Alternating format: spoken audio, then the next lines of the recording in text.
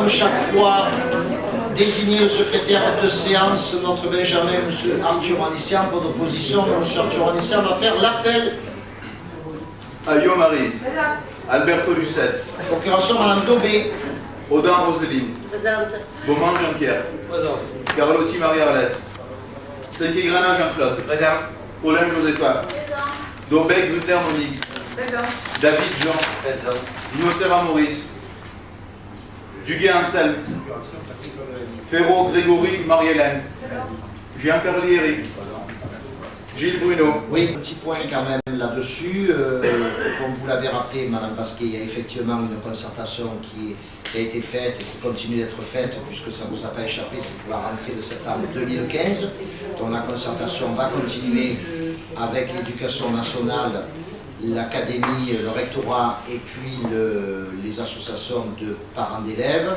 C'est un sujet qui a été, vous vous en doutez, abordé avec la ministre de l'Éducation nationale en début de semaine lorsqu'elle était à Marseille et le maire de Marseille. Et récemment, nous nous orientons vers la proposition de dire, au lieu d'avoir simplement l'animation des rythmes scolaires le vendredi après-midi, on ferait 2 demi-journées, le mardi et le jeudi, mais une seule demi-journée pour chaque arrondissement. C'est-à-dire, si on prend l'exemple de notre secteur municipal, il y aurait par exemple, tout ça sera négocié avec le recteur et ça sera l'académie qui nous donnera les jours à choisir pour chaque secteur municipal.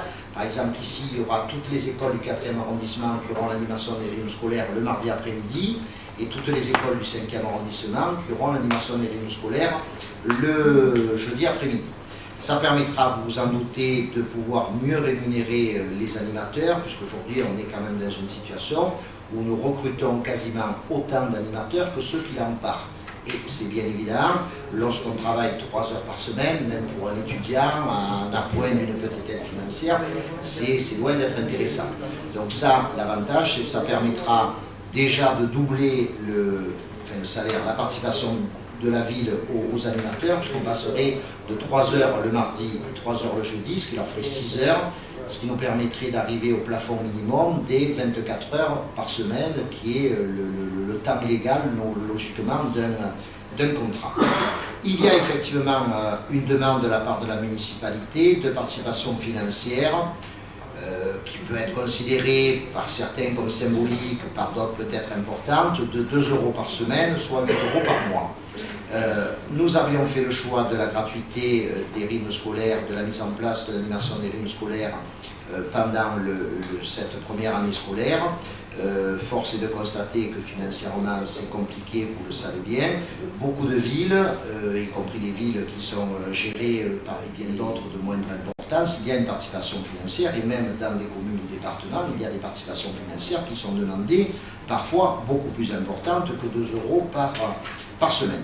C'est le choix que nous avons fait. Ce choix a été fait en parfaite concertation avec le ministère en début de semaine. C'est ce que nous demanderons dans le cadre de ce rapport, pour que les choses se passent mieux et que vraisemblablement il y ait plus d'enfants qui participent aux activités des rythmes scolaires, ce qui n'était pas le cas en fin de semaine.